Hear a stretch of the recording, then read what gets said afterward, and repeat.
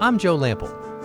When I created Growing a Greener World, I had one goal: to tell stories of everyday people, innovators, entrepreneurs, forward-thinking leaders who are all, in ways both big and small, dedicated to organic gardening and farming, lightening our footprint, conserving vital resources, protecting natural habitats, making a tangible difference for us all. They're real, they're passionate, they're all around us. They're the game changers who are literally growing a greener world and inspiring the rest of us to do the same.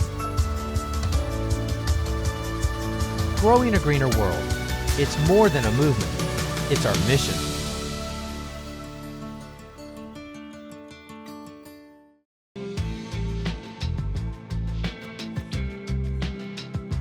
Meet Roz Creasy. She's an award-winning garden and food writer, photographer, and landscape designer with a passion for beautiful vegetables and ecologically sensitive gardening.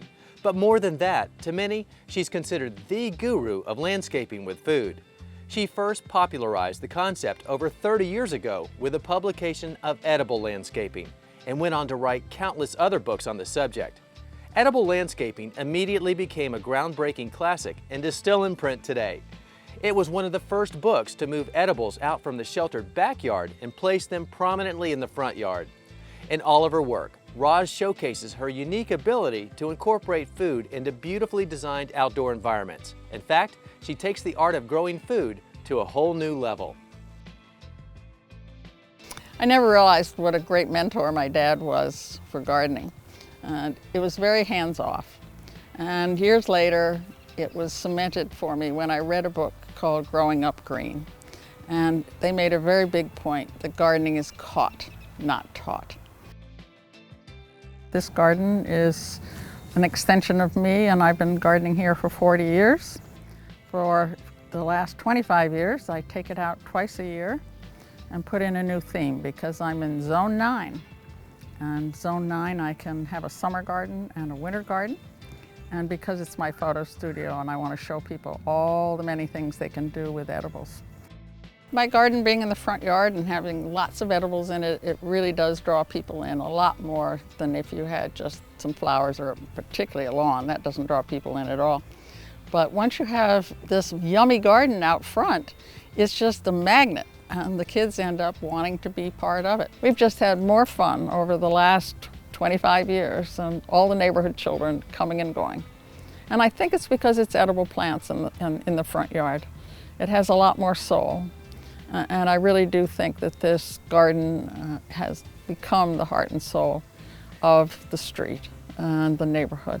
And it's just been a magical experience. I think it's a good idea to cover how to start all this. Sometimes people get a little overwhelmed.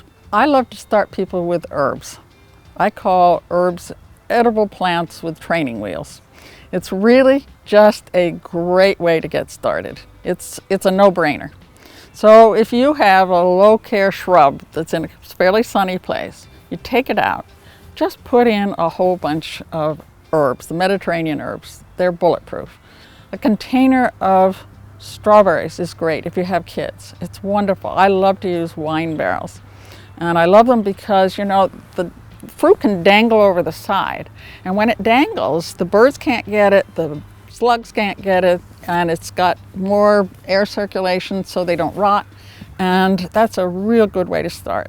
And you want the new strawberries, they're wonderful, that are day neutral, and they will bear for 6 months. And the kids, I have 18-month-old children that come from next door, and they come running over straight to the strawberries. They get it. They get it real fast. So start with strawberries and start with some of the easier to grow edibles, depending on your climate. I would say, for instance, if you're in a warm climate, you've got pomegranates and persimmons and that sort of thing, no pests and diseases. If you're in a much colder climate, I would start with rhubarb, horseradishes, absolute guaranteed. And I think some of the low bush blueberries work real well. And it depends on your climate, but don't get in over your head because you can get overwhelmed and then you get discouraged. So it's better to start simply.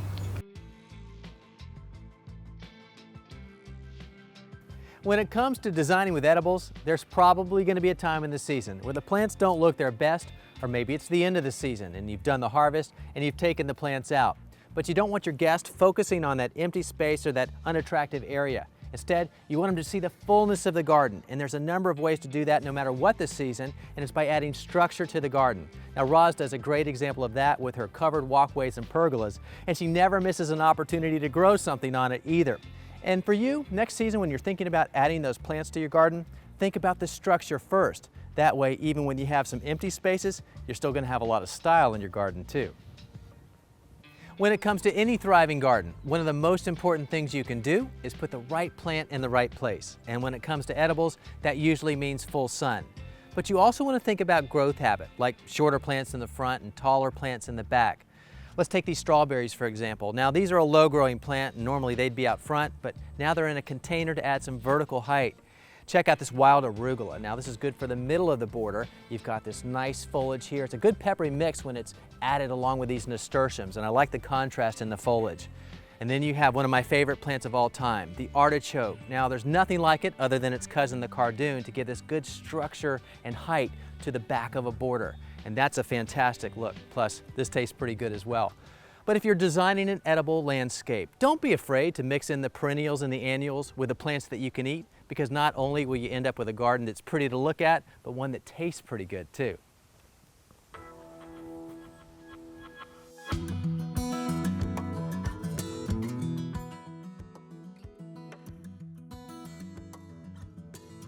From a master at growing edible plants in a stylish way to the master at turning those edibles into gourmet meals, the world's most famous TV chef in recent years has discovered something else about food that's every bit as satisfying as cooking it.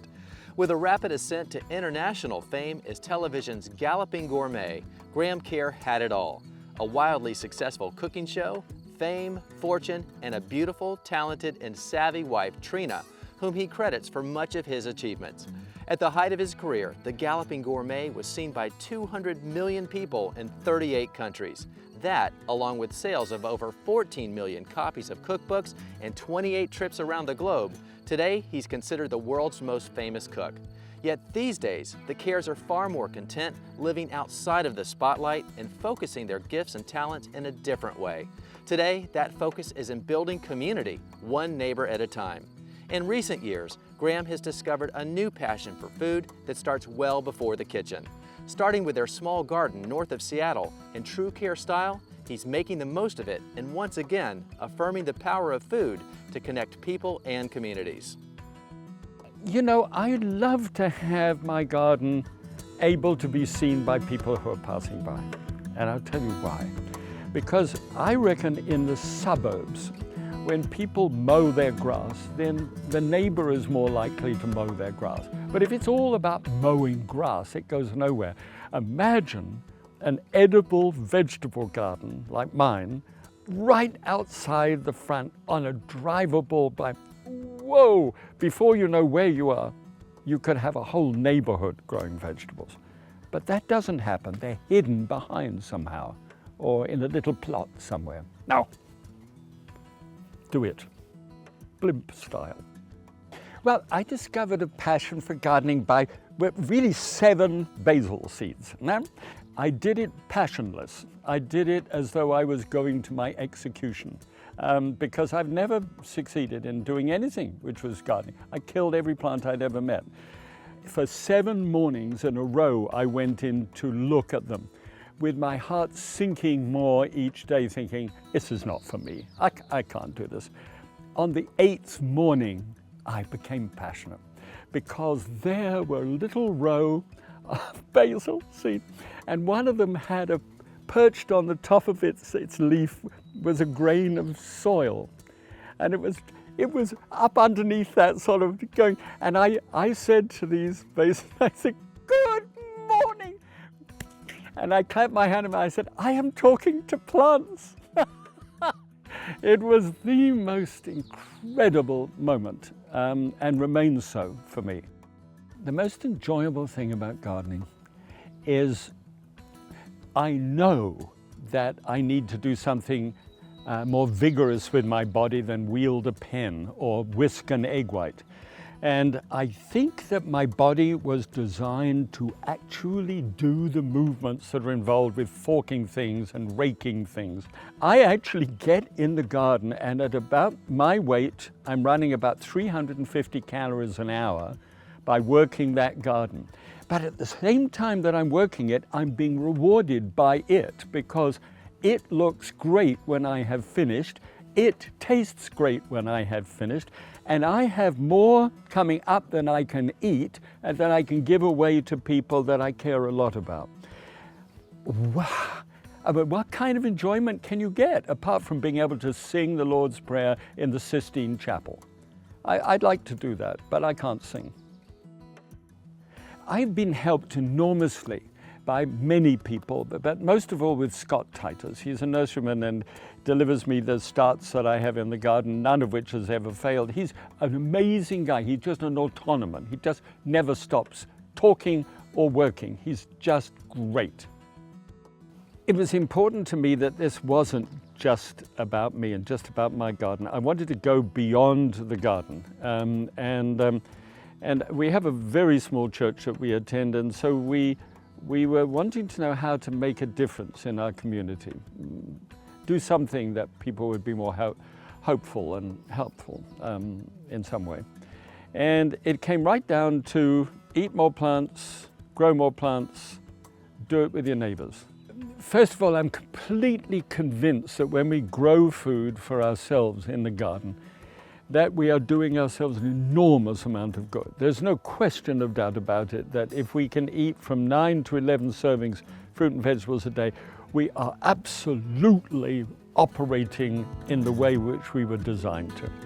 But beyond that, we're designed to love and care for each other as neighbors and communities of people. And this gives me a basket of stuff that I can take to a neighbor and give to them. It's tremendously exciting to know that there's more for me coming out of the ground than I can possibly consume. That's what delights me so much. Quick story. I took my very first tomato and basil next door to my next door neighbor, handed it to her, said, "This is the first one I've ever grown, but I'd like you to have it." I shouldn't have said that. And she said, "Oh, thanks." And I said, "Is there something wrong?" I mean, she should have jumped up and down with joy. She said, "I just found out my mum is dying." So we put a tomato on the ground, put arms around her, Trina came over, and we cried with those that cry, and we became neighbors, all for one tomato and a piece of basil. Come on, doesn't get much better than that.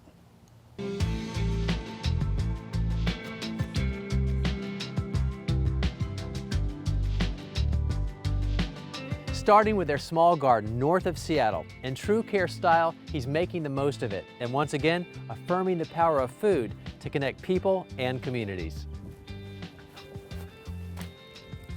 All right, guys, enough of this chit-chat. Here we go. I'm ready to work. How are you? There he Hey. is. Very good. Look, you see the split cabbages there? Yeah, The yeah. ones with that sort of, look a bit like you, actually. If you could pull those up, and there's some rather nasty beasties underneath. I'll take care of them, no problem. You guys are gonna help, right?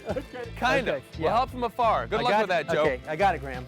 Guys, it's Graham Kerr. He's inviting me in to do some cooking. I used to watch this guy as a kid. You don't understand. Somebody pinch me. Pinch me, for goodness sakes. The last 20 years, he's switched his ways from like butter and cream and classic French cooking to something refreshing and new. And that's what he's going to show me right now. Now, this is exactly what I'm talking about.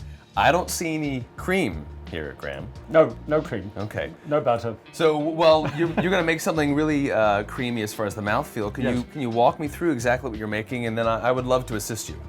You would. It's actually a dream come true. I mean, it's... Yeah, you know that I have never in my entire career had an assistant. In 1,800 television shows, the first time. I couldn't be more thrilled. Thank you. No pressure? All right, let's see how it goes. Let me show you what's going on here. Okay. First of all, I've taken some sweet potato and simply cooked that so that it's extremely tender. Okay, now this is a fat-free milk. Okay. And so that has now been poaching in that milk. It now needs to hit there. Okay, great. This is the important thing about this one. when this combination hits together and you get the plant cellulose mixing with those milk proteins, no fat, what happens, put it all in, Okay. the whole lot, everything. Oh, no, that. Just shake it, just go for it, buddy. I'm a little nervous, Graham. That's it. That's what we need. So when this is combined together, it'll turn into something called velvet. That's why I call it a velvet sauce. And that's all you have to do it. Okay. Explain how you do that. Okay, great. So one of the things that I see people having troubles with in their own homes when it comes to making hot soups and throwing in a blender, if you were to fill this thing up near the top and then turn it on, the heat expands and it just, you guys know what I'm talking about, just spurts all over the place and you're spending your afternoon, instead of enjoying the soup, cleaning up your kitchen. No one wants that. So you would start with just a little bit, and luckily I think it's just 2 servings here with Graham and myself. Fantastic. And you wouldn't want to fill it more than 1/4 of the way. If hypothetically we had a lot of soup, I would just fill with maybe a cup of soup in there, turn it on, and then as that blends, you can actually take the lid off and then add more soup. What you don't want to do is just jam your hands on there.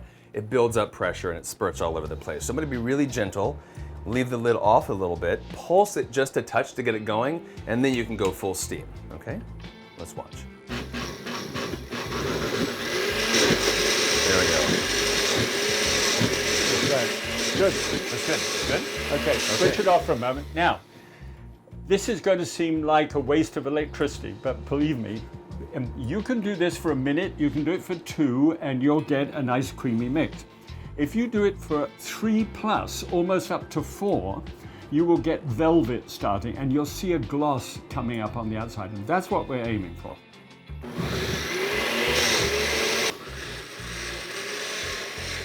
Okay, right, that's on the 4 minutes. Such a relief. So now, like this? Let's have a look. Yes. See how glossy that looks from the top? Yeah. That wouldn't have been glossy, it'd been matte before then. Okay. So that's how you know it. Now that's nice and hot now. We just keep it on one side. Okay. This pan is heated up, so let's make the omelet using an egg substitute. And I use the one with a southwestern style because I really believe I want 2 quarter cups. I want half a cup Okay. in that mix altogether. So I've got half a cup of egg substitute. And the reason why I use that is because they've put horseradish, this is a horseradish leaf, but they put horseradish root into it, as well as peppers and tomatoes, red and green peppers. Okay. And that gives you a flavor balance. They've taken the yolk out, but they put something in. Okay. And that's, I always feel that you've got to do that. Yeah, I agree. And just plain egg substitute doesn't really cut it for me. Okay. All right. So now we've got a heated pan on there, and well, it might look like butter, but this is, wouldn't believe it isn't butter. Okay. That's about as close to butter as I've ever been able to get.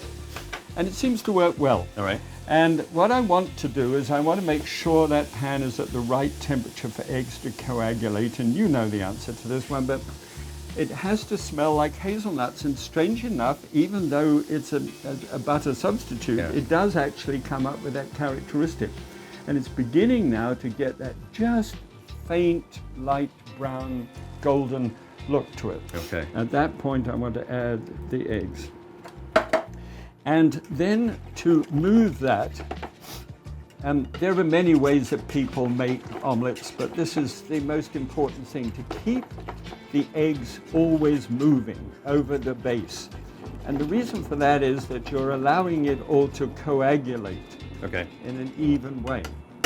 Now, here are, just to spread out over the top to be able to get those so that they're nicely cooked. Okay. This is a green garbanzo bean, all right? That little fella there. And have you ever met a green garbanzo bean yet? You know, at the farmer's market I have. Aha! And they're nice and soft. Yes. They're fresh ones. They are. This is a snap frozen one, and this is from last season. And I'm actually growing that. They're right outside the greenhouse there. Okay. That's what's Was I growing not up. supposed to eat that? I just ate that. Okay. Okay. Well, you are one of the rare ones who have actually tasted this. Is not the average person who has ever seen that. So we're letting this Yes, it's up 6 now. I'm going to put a little shaved Parmesan cheese over the top. Not a lot, because I actually come down to only 2 grams of saturated fat with this whole dish.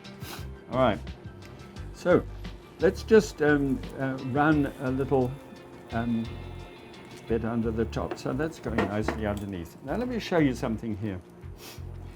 This is baveuse, you know what the French call baveuse, which is, this is still runny over the top. And I want that runniness. Most people cook the eggs because they're concerned about, you know, bacteria. Right. Now you see that this one here is actually 100, and let's see what we got there. We're getting up there. I think It's 173. Yep. 173. 145, it's done. Okay. All right, Okay. so we have no problem there. So we lift that back just on that side, and then if it should stick, as this one is showing signs of doing, then you just take a little bit more of the wouldn't believe it isn't butter, drop that behind the level of the omelette, Just feed it under. and take one of these flexible spatulas like this and just pass it underneath. And we'll just shake that out onto the pan like that. Okay. Here, let us have the sauce. Okay. Now this is something which you must, I'm sure, have never seen. You know, to actually coat an omelette with a sauce. I like to be able to allow a certain amount of that omelette to be. I could have bet you would have known we'd finished. Just looking for some pruners. Okay. What do we have? Well, So we're just about to do some decoration on the top of this. This is this little omelette is an omelette which only has 2 grams of saturated fat on it, and I'm just taking some Aristotle basil. There we have it. 1 fork. Thank you. No. Exactly. I am holding on. You to like it. that? All right. Go. So you can go from that side and this one. What I want you to do is I want you to eat that. It's a bit hot.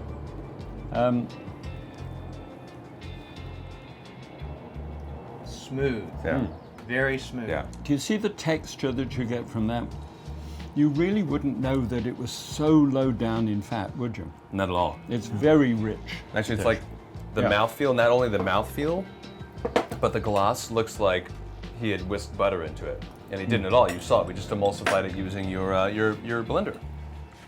We'll put this website on. We'll put the We'll put the website on my omelette. on my address. I've got his website on my omelette, which is a great place to be. It was so good, I just stopped thinking after that. What, you mean you started? No. Okay, we're through with Graham now. If you'd like more information, check out our website. The address is the same as our name, growingagreenerworld.com, and we will have the recipe for this delicious omelet right there.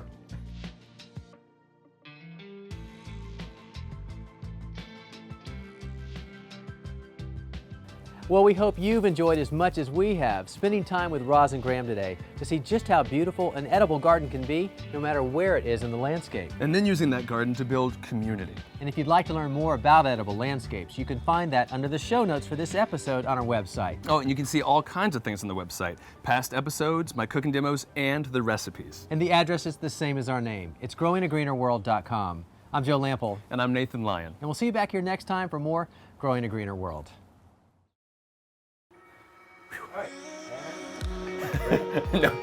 No pressure, Graham. It's a big moment for me. It's gonna be a lot of outtakes in this one. Brown paper bag. I'm fine. I don't know.